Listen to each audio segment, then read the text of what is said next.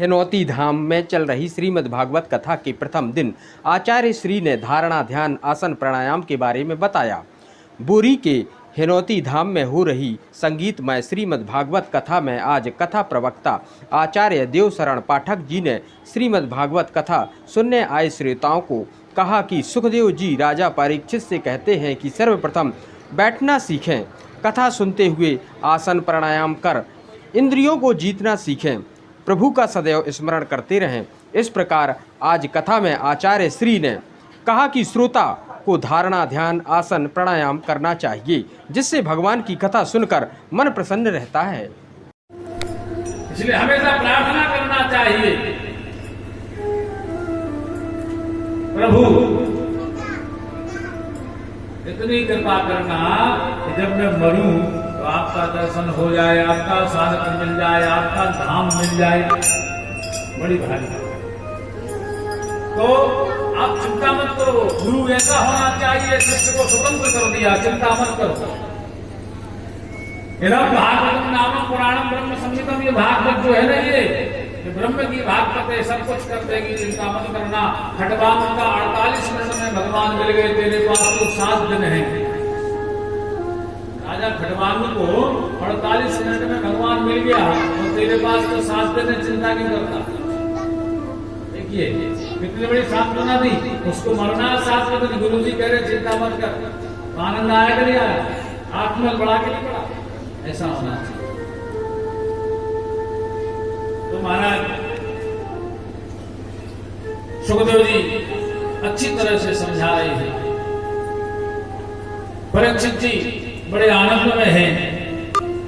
ध्यान और धारणा के बारे में पूछा है। धारणा क्या है? 4 प्रकार की धारणा है और 2 प्रकार की मुक्ति है, सत्यो मुक्ति और क्रम मुक्ति। तो धारणा कैसे होनी चाहिए और ध्यान कैसे होना चाहिए? तो सुखदेव जी महाराज कहते हैं कि जितासनो जितश्वासो और जितसंगो जितेन्द्रियः स्थूले भगवतो रूपे मनः संधारयति। सबसे पहले आसन को जीतो। जितासनो, आसन को जीतो।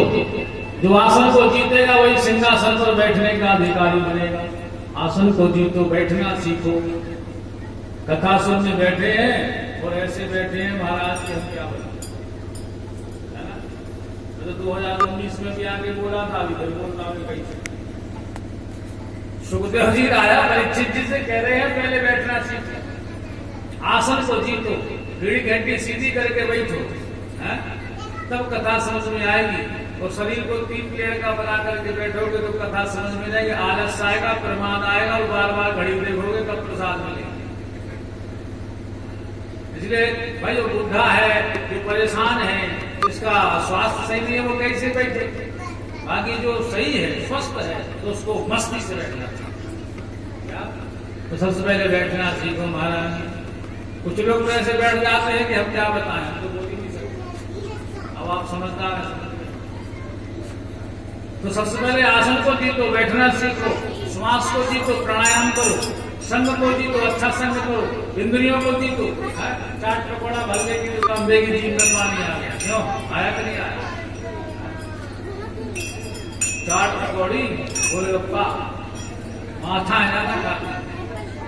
तो महाराज देखिए, इंद्रियों को जीतो, कोशिश करो इंद्रिय कंट्रोल में हो जाए। आंख बदमाशी कर रही ना तो भगवान को देखते तो सही हो जाएगी। सीधी बात है। वाणी गलत हो रही है तो भजन करना शुरू करो तो वाणी सही हो जाएगी। हाथ गलत कर रहे हैं, सेवा करना शुरू करो तो संत ब्राह्मण की सही हो जाएगी। सीधी बात है। इंद्रियों को जीतिए और तब जाकर के स्थूल रूप परमात्मा का मन में ध्यान करिए। ऐसे धारणा होती है, ध्यान होता है, संपूर्ण विश्व परमात्मा में ही समाया हुआ है और पूरा ब्रह्मांड में भगवान के अंड में समाया हुआ है। अंड कोश शरीर इसमें सबका इसी तरह की साधना होती है महाराज। तो ऐसे सुखदेव जी महाराज समस्त ज्ञान को दे रहे हैं और किसी के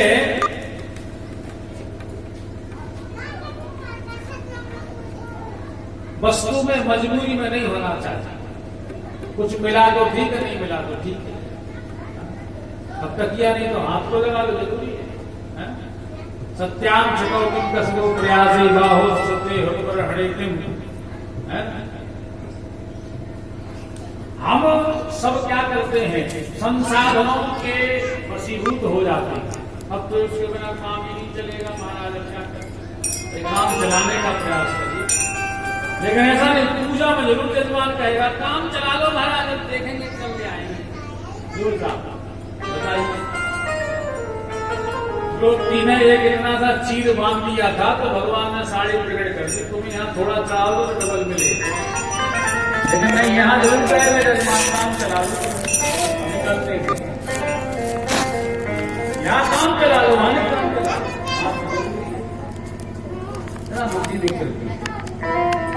तो शुक्राचार्य जी महाराज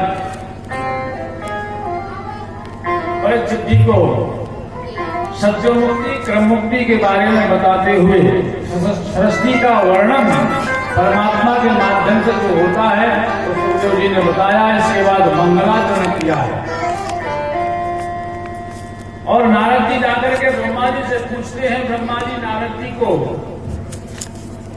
तत्व के बारे में बताते हुए विराट स्वरूप की विभूतियों का वर्णन आदि करते हैं। ये विराट पुरुष की स्थिति क्या है, जिसमें सब कुछ समाया हुआ है, वो विराट है जिसके शरीर से सब कुछ प्रकट है।